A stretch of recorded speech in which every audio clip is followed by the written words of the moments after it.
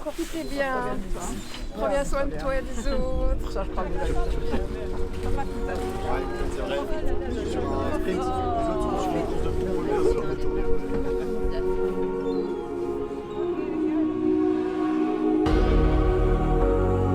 Allez, à bientôt. Profitez.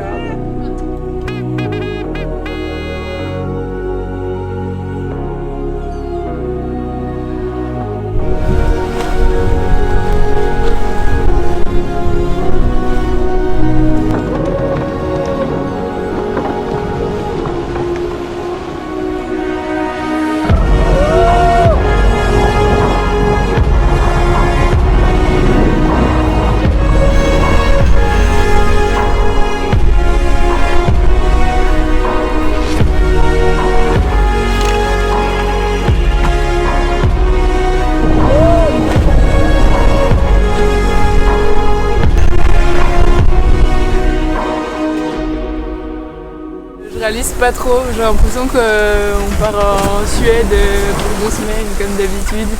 Je suis contente de commencer ma nouvelle vie. Oui, c'est vrai que je m'attendais à ce que le départ fasse un peu genre ok maintenant c'est parti. Mais il se trouve que je crois que c'est un bon indicateur qu'il n'y a pas non plus de grandes surprises. C'est quand même ce qu'on préparait depuis un petit temps et on sait à quoi on s'attend. C'est la première fois qu'on part, il se trouve là que juste on part pendant plus longtemps et plus loin, mais on se rendra compte qu'on va plus loin et pendant plus longtemps quand on arrivera plus loin dans plus longtemps. Là pour le moment c'est just another day on the sea. Pas de vent, un mal de mer, parfait quoi. Un peu dans la survie mais lente tu vois. Juste penser à mon ventre, lui dire que ça va aller.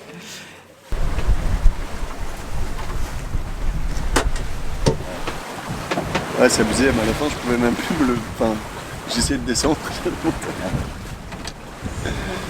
J'avais épuisé mon quota.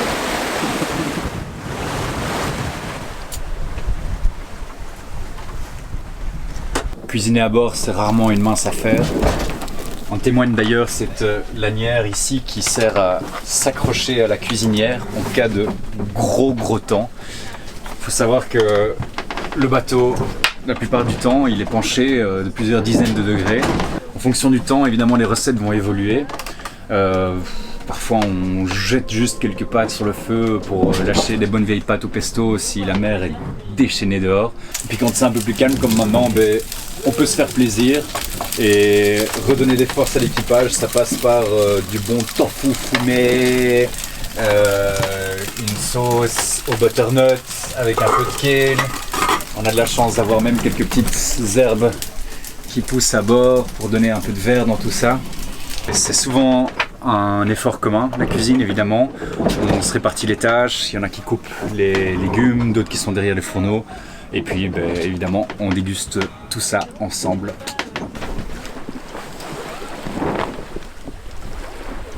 Alors là, on va sortir du SPI. C'est une grande voile qui nous permettra d'avancer un peu plus vite. Parce que le vent est en train de tourner et il n'y a plus beaucoup de vent.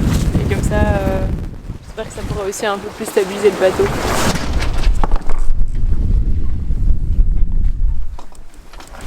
Ouais, encore 1 mètre.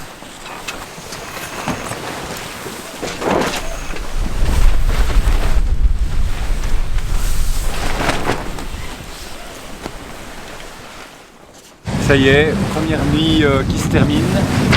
Au réveil, on découvre que les vagues ne sont pas des vagues, mais des collines. Elles font 4 mètres de haut, elles sont espacées de 14 secondes. Ça donne vraiment l'impression de naviguer au milieu de collines qui roulent.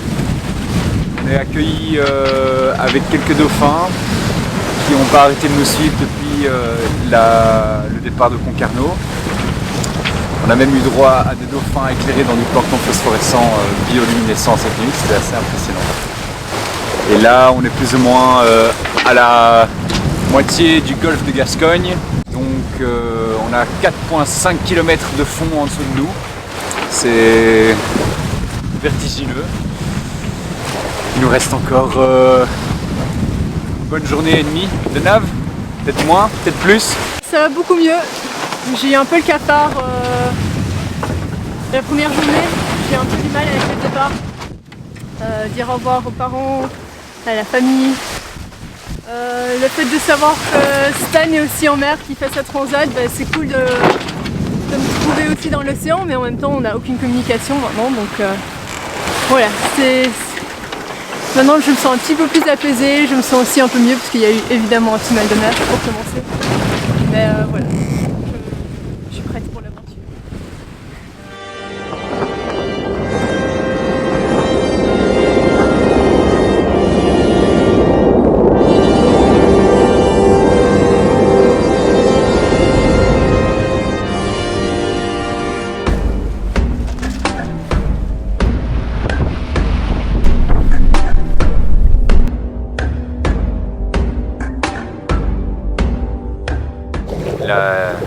La nuit, ça peut être un moment un peu anxiogène.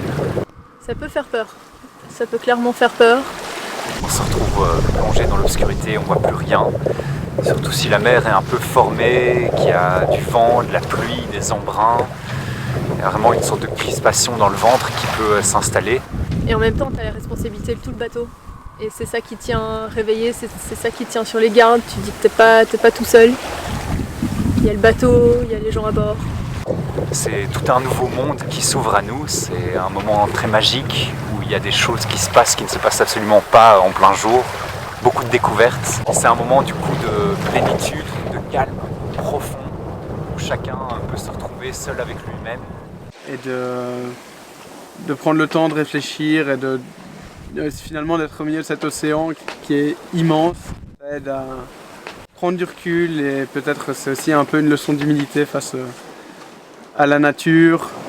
Et c'est cette adrénaline mixée avec la peur et ce moment de plénitude qui rend la chose vraiment vivante.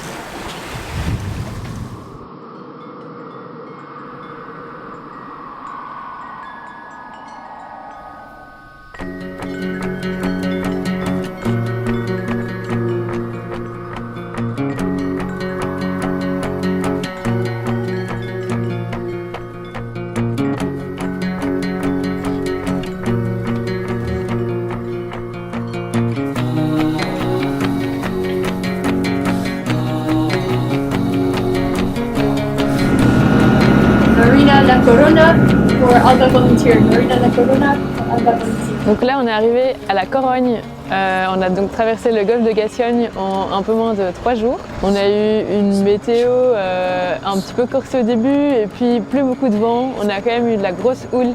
On a tous été bien malades. C'était quand même beaucoup de survie au début et maintenant on est tous contents de faire une escale. On a surtout en fait mis pied à terre parce qu'on a des problèmes pour charger nos batteries. On n'a pas eu d'éclaircie du tout, donc nos panneaux solaires n'ont pas pu charger les batteries et on a un problème avec l'éolienne. Donc c'est une petite escale technique pour essayer de remettre en état tout ça, de charger les batteries et en même temps recharger les nôtres.